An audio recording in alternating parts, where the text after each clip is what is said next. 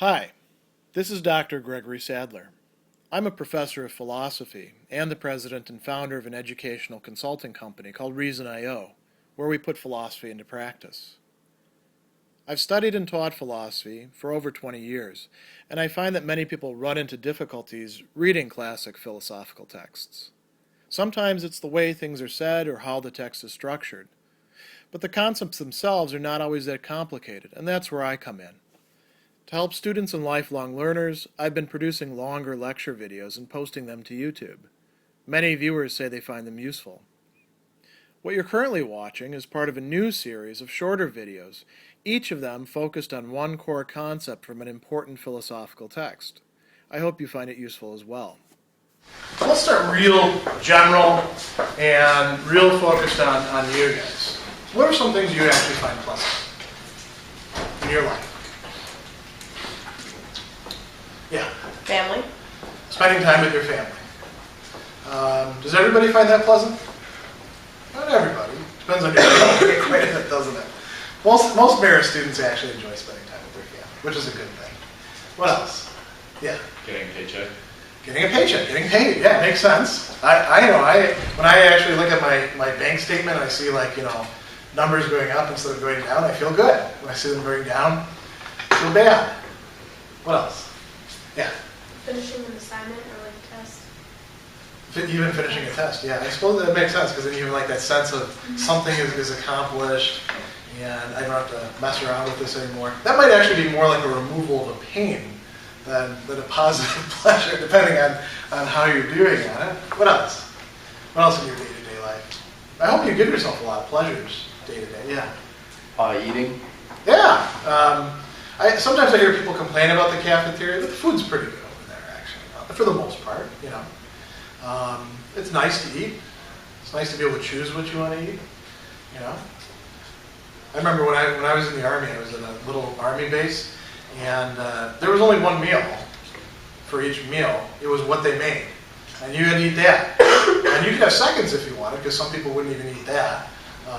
They'd usually just make enough for everybody, and if you didn't like what was being served that day, it was too bad.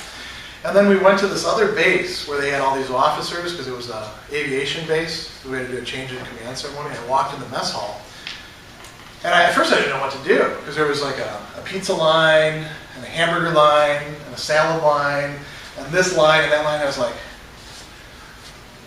what do I want? I don't even know what I want to eat. I'm so used to just eating whatever's put in front of me and not complaining about it. It's nice to enjoy options, isn't it? To get to pick what you want to eat. What else? What else do you like in your life? What are you going to do tonight that'll be fun? Yeah. Alcohol. Drinking alcohol. Yeah. Why do we like alcohol? Because it gives us, that kind of high feeling. And some people like to drink so much they like the out of control feeling that comes with it. After a while, maybe not so much. If you have enough bad experiences. And we like to taste. I mean, if you could just shoot yourself up with alcohol, rather than go out to the bar or get together with some friends over a 12-pack, would you do that? I mean, if all you want out of the alcohol is the sheer, kicking in, then I suppose that would make sense. But you like other things about alcohol, right? Getting together with friends. It sort of lubricates social interactions because it loosens our tongues and makes us a little bit less inhibited. Some people like particular drinks, tastes. You can spend a lot of money on wine or on high-end liquor, or even beer these days, depending on what sort of taste you want to have. That's something we appreciate. That's a pleasure. What else? What are other pleasures in your life? What else will you experience tonight? So you're going to eat, some of you are going to drink, hopefully none of you are going to finish tests, right? Work on homework. What else are you going to do? Yeah. Listen to music. Yeah, I think every one of you probably listens to music every day, right? Why do we do it? Because we like it, because it's enjoyable. It's a pleasure. Now, what pains are you guys going to have? And say, let's extend it. What pains have you experienced this week? Some of you are sick. That's no fun, right? Coughing, for example, that's not fun. It hurts after a while. Ribs start hurting. Throat hurts. Some of you may have headaches. What else? Yeah. Exhaustion. Exhaustion, yeah. If you're taking a test and you actually can't figure out some of the answers, that doesn't feel good, right? Yeah. What about stress? Is that considered a pain? Stress is something that gets caused by pain, and it's also something about anticipating pain too. You'll see when I put some things up here. Yeah, college students have to learn how to manage stress because you guys are under a lot of stress. So are professors. It doesn't get any better. Unless you're smart, you learn how to manage it. What else? Any other things that you're not looking forward to happening? Yeah, where it happened. Hangover. Yeah, well, if you drink too much, then you get hungover. There's ways to get around that, like taking plenty of water, aspirin. Is it B6 or B12? One of the B's is supposed to help you with it. Okay, so let's think about how Bentham deals with this. Bentham says, well, if we want to understand pains and pleasures, look at all the different pains and pleasures we just talked about. Are there ways we can class them? Are there ways we can bring them together under general headings? And he does. He says there's some pains and pleasures that we perceive through the body. So for instance, when we drink, we like the taste. I like IPA because I like very bitter beers. So I enjoy that taste. Other people, they drink it and that actually causes them the pain. They're like, oh, this tastes awful. I don't want this. I taste other things that people pour and I'm like, oh, that's way too sweet for me. Some people really like sweet things. So we have pleasures of the senses and we have pains of the senses. And Bentham actually includes intoxication as a pleasure of the sense. Makes good sense to do that. What are some of the pains of the senses that we feel? He talks about hunger and thirst. You get thirsty enough, it hurts, right? You get hungry enough, you start actually feeling hunger pains. What else? Touch. We enjoy touching things quite a bit. Smooth things are kind of nice. Rough things aren't quite so nice. We enjoy the way our clothes fit. That's all about sense. He talks about other pleasures that come from observing one's own activity. And this is kind of an interesting idea. He calls this pleasures of skill and pains of awkwardness. Awkwardness, yeah, that's right. Sometimes the words I write don't seem quite right to me. I have to check them, which is a form of awkwardness, really, when you get down to it. How many of you, play a sport of one form or another, even just on the weekends? Okay, so you know that feeling when things are actually coming together, you're not hungover, you're properly hydrated, you actually stretched out, and now you're out there and you're doing really well in whatever it is that you're doing. That's a pleasure of skill. That's not just senses by themselves, it's kind of a mental thing. We're talking about mental and bodily pleasures. Not being able to do things well. That produces a certain kind of pain in us, a certain kind of discomfort. How many of you learned an instrument when you were like K through 12? So you remember first starting out with the instrument? It really sounded awful, make you feel bad. Actually, when you play it, you're like, oh my, I can't believe this sounds terrible. I'm doing this because I used to play clarinet. If you played flute, or maybe violin, you did something different. Violin, for like a year, sounds terrible until you actually figure out what you're doing. Then you actually have pleasures of skill coming from what you're doing. But until then, it's actually causing you pain, and maybe other people pain too. What else? Sometimes we derive pleasure by possessing something, or we can have pain by lacking some good thing. So he talks about wealth and power. I mentioned when I see my bank balance going up, I feel good. I don't feel good because the bank balance is something I can eat or because I'm listening to it or something like that. It's just a bunch of numbers.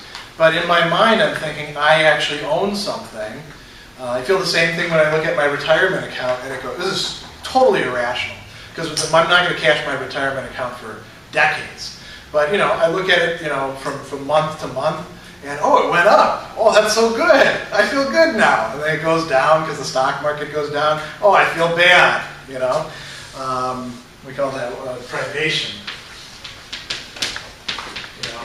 Lack of wealth.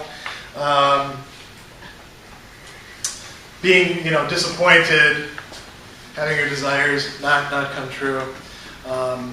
We can often have, if you give somebody something, you can then produce pains.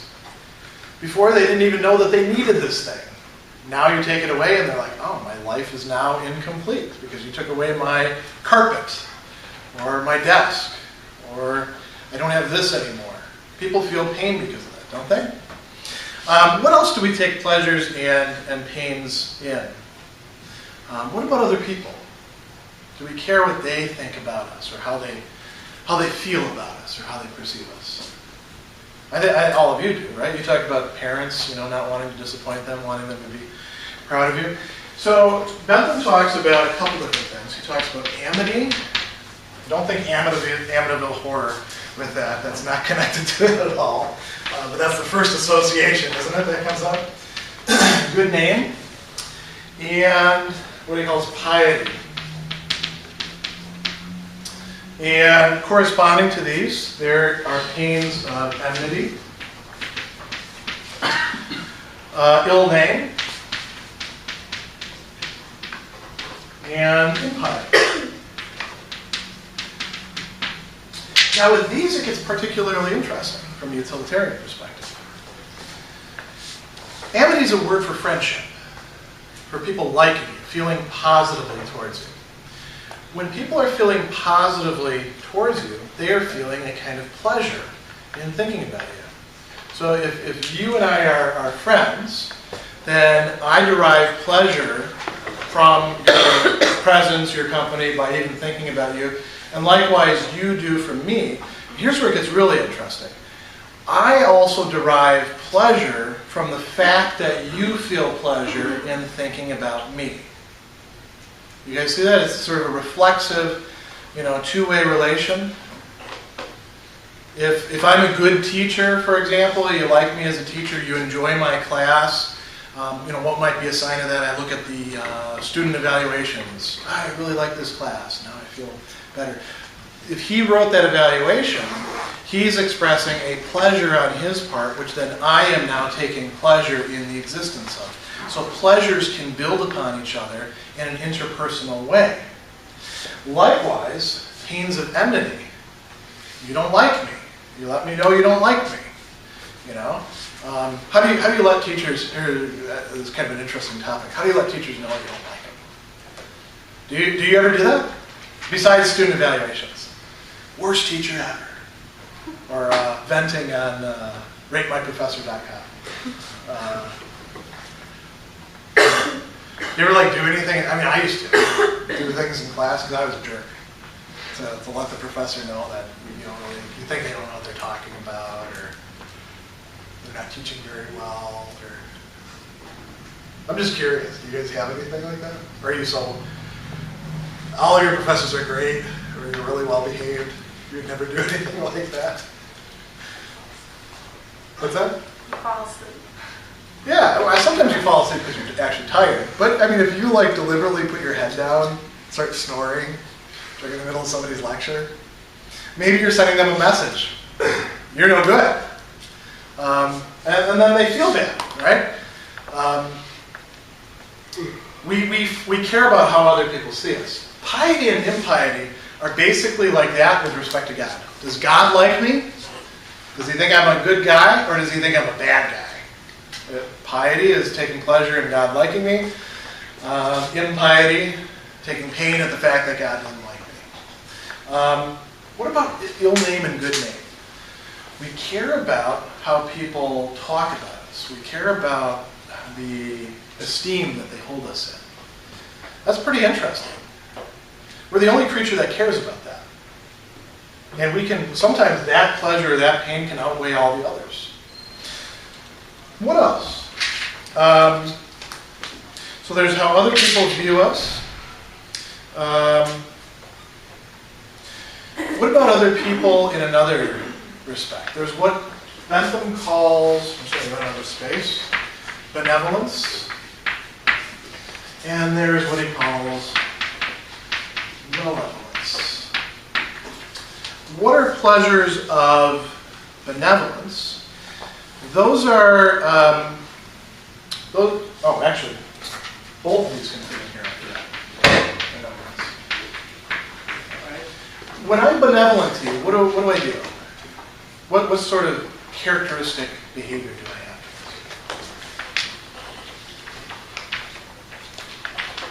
Where do we ever see that word benevolence? That might be a better place to start. We have benevolent societies. The State Troopers Benevolent Society. I'm not sure if New York has one. It might be called something different, but every state has one of those. Or correctional officers Benevolent Societies. They call you up and say, "Can you contribute to us?" You know, it's to help people who their spouse was a CO or a state trooper, and they died in the line of duty, and we're going to take care of their spouse and their children for a while. Benevolence is being good to somebody, doing good things for them. And if I like making you happy, I am actually taking pleasure myself in the pleasure that you feel. Not pleasure that you feel because you like me, like Amity, but pleasure that you feel just because things have gotten better for you, maybe pain has been taken away. Like, let's say I sneak into all of you guys don't live in dorm rooms, most of you, I'm guessing, but let's say I made this huge project. I sneak into each one of the places where you live at night, and I leave you like a care package from, I don't know, not a secret admirer, because that would be kind of weird, your secret benefactor, right? And it's got all sorts of stuff in it that you like candy and iTunes gift cards, and what else would you like in it? Maybe I like beef jerky, so there'd be some beef jerky in it. If you're a vegetarian, you can give it to somebody else. 6-pack of beer. Again, you can give it to somebody else if you don't like it. All sorts of nice things like that. A whole bunch of gift cards, too. I don't know what you guys actually like, and different people like different things. You don't even know it's me. But I take pleasure in the fact that you're going to get enjoyment out of that. That's benevolence. It doesn't matter whether you know that it came from me or you have any positive feelings towards me at all. I'm just happy that you're happy. That's why when we are benevolent, we're doing good things to other people. If we're taking pleasure in it, we're taking pleasure in the fact that we're generating pleasure for other people. So the same thing could generate pleasure twice. I give you a candy bar, or let's say I bring coffee and donuts to class, right? You guys would probably like that, wouldn't you? When anybody say, "Oh, Professor Sadler, he's a jerk. He brings us coffee and donuts. I don't like it." Maybe if I did it on the day I'm giving student evaluations, because then you'd be like, this guy's trying to get one over on us. But let's say I just do it in the middle of the semester. You'd enjoy that. I don't even eat the donut. I get enjoyment out of that donut by the very fact that you're getting enjoyment out of it if I'm the sort of person that takes pleasure in that. What about malevolence? If I hurt you, and I feel bad about hurting you, let's say I scrape your car. You park in the Fontaine lot. Any of you park in the Fontaine lot? The one in between Fontaine and Dyson? You park in the other one down there? Let's say I go down there. I bump your car, scratch it up a bit. You come out, "Dr. Sadler, what are you doing?" And I say, "Oh, sorry, I just got this thing fixed." Now I feel bad. And I feel bad because you feel bad.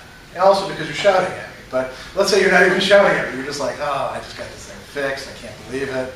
My parents are gonna flip," or pick whatever else you want. You're feeling bad. I feel bad because I did something that hurt you. Sometimes we actually take pleasure in hurting people, though. Sometimes we take pleasure in other people's pains. That's malevolence. Hurt somebody else.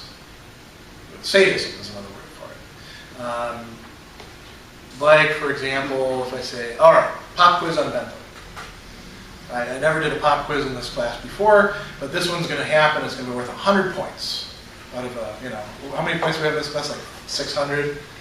That would be incredibly unfair, and I'd make it super hard. Pop essay quiz. Write at least 10 pages. Couldn't possibly do it, right? Why would I do something like that? Because I like hurting people. I like making students feel bad. I want to show you that, you just don't know the Bentham stuff the way you do.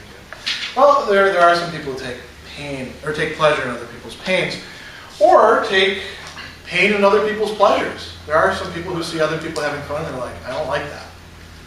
They shouldn't be having that fun. There are people who feel pain that way. What else? He also talks about, and we're running out of room on the board, so I'm not going to put it up here. Another way in which pleasures and pains are generated from other pleasures and pains. Time. We have the past, we have the future. You're not in the past anymore, right? And the future doesn't yet exist. And there's also the present. What do you call your going back to the past? Right, when I asked you about what pains you felt this last week, you were remembering, right? When you remember something painful, is that memory painful for you? Can be. Do you like to remember good times? Why? Because that pleasure that you felt back then, by remembering it, you are feeling it again, or feeling something like it in the present. What about anticipating the future that hasn't yet happened? What are you guys hoping is going to be the case, a year and a half from now, for some of you, a semester from now? You're going to walk across the stage, right? Down there in the valley, and your parents and other people are going to be there. You got a boyfriend or girlfriend, hopefully he or she will be there. And you're going to feel really good, aren't you? You're also going to feel kind of hot and uncomfortable because you're not used to wearing academic robes all the time. But put that aside. Don't think about that. Just the good stuff. And then let's sweeten the deal. You're going to have a graduation party. Not only are you going to get to invite all your friends at the graduation party and do all the sort of things we tend to do at parties, there's going to be gifts. People are going to give you stuff. And you're going to hopefully like the stuff that they give you. There won't be any stupid, thoughtless gifts like knickknacks that you can't possibly use, that sort of thing. From Aunt so-and-so, Uncle so-and-so. Now, that doesn't exist yet. That could, in fact, not exist. You could drop out tomorrow. But you're already feeling a sense of pleasure about thinking about graduation, aren't you? And your career after that. What about pleasures that are in the present that you're not actually experiencing that you can take pleasure in at the same time? Imagination. When you're watching a movie, you don't actually think you're in the movie, do you? Some people do. But not you guys don't, right? You're watching, what's a recent movie that we could use as a reference point? What's a movie you guys have seen recently? That you liked? Yeah. The Conjuring. What's that? The Conjuring. The Conjuring. What's that about? It's like a sort of like possession, like a haunted house kind of. Okay. Oh yeah. You don't want to be possessed, right? But you enjoy watching, what happens and stuff like that.